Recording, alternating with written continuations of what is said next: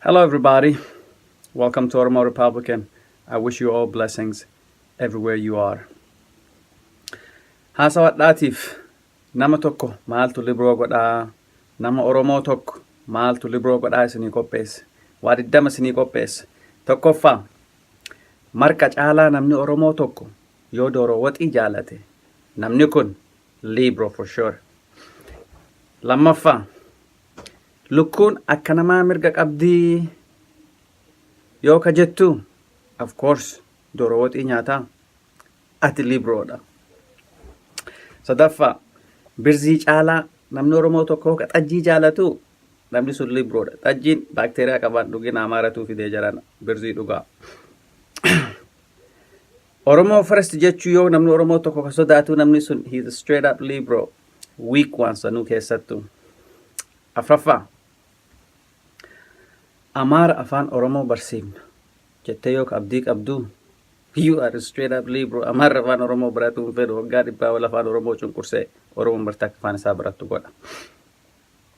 Shanaffaa, movie Amaara ka Oromoo caala yoo ka jaalattu, you are a straight up libro.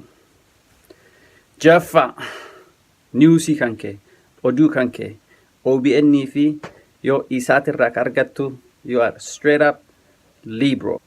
Torbaffaa, Oromiyaan independentii hin taatu jennee, you are a libro, Oromo libro, the weak ones sanuu keessattu, the weakest ones. Saddeetaffaa, Lammaa fi Opiidiyoo yoo ka amantu 100% weak Oromo libroodhaati.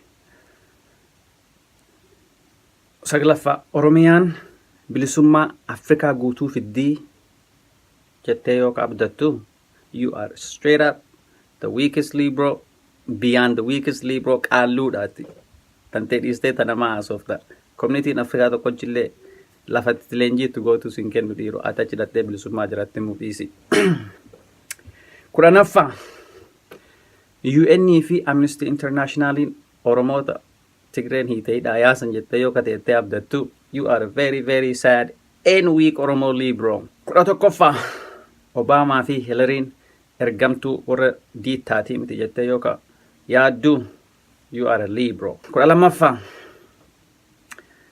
Donald Trump resistiidhaa biyyanna deebisa jettee yoo ka sodaattu Ameerikaa keessa teette, you are a weak Oromo libro. 13ffaa, qawwee malee waan qotadhee calleesse manattiin galadha jettee yoo ka abdattu, you are a very very weak libro that never had a land.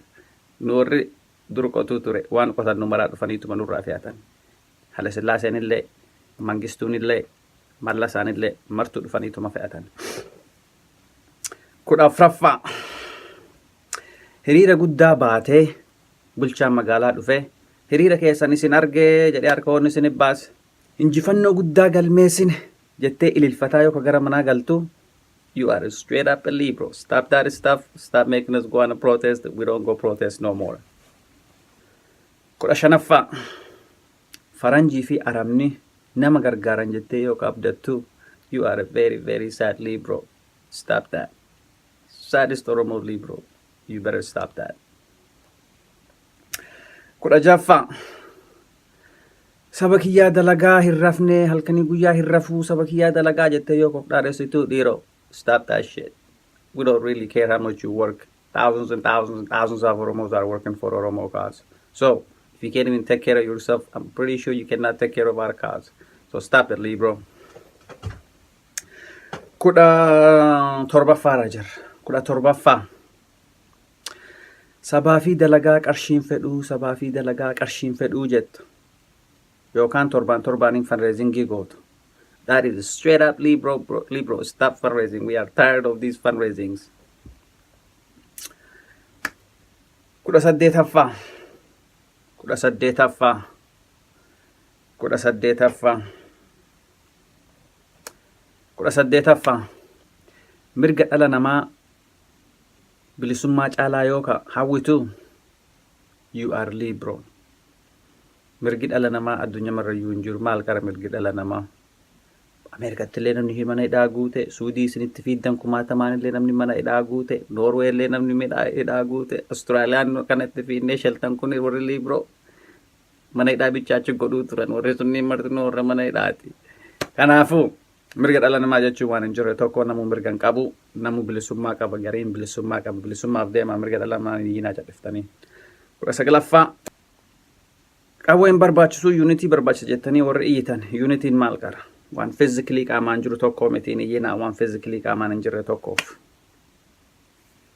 Qawwee sin barbaachisa gafeeteen illee yoo yuunitii taatan qawween si fixu jiran. Yuunitiif yoo ka iyyituu qawwee yoo kan feene you are libro. Kadhumaa 20ffaa Oromoo Rippaabilikaanii yoo kan jaalanne Oromoo Rippaabilikaanii illee sin jaalatu dhiiroo. Kanaafuu in booyin Oromoo Rippaabilikaanitti. Oromoo Rippaabilikaan thinks you're garbage, libro. Galatooma na dhaga'uu keessaniif. Peace out. Take care. May be blessing for all of you around the whole world.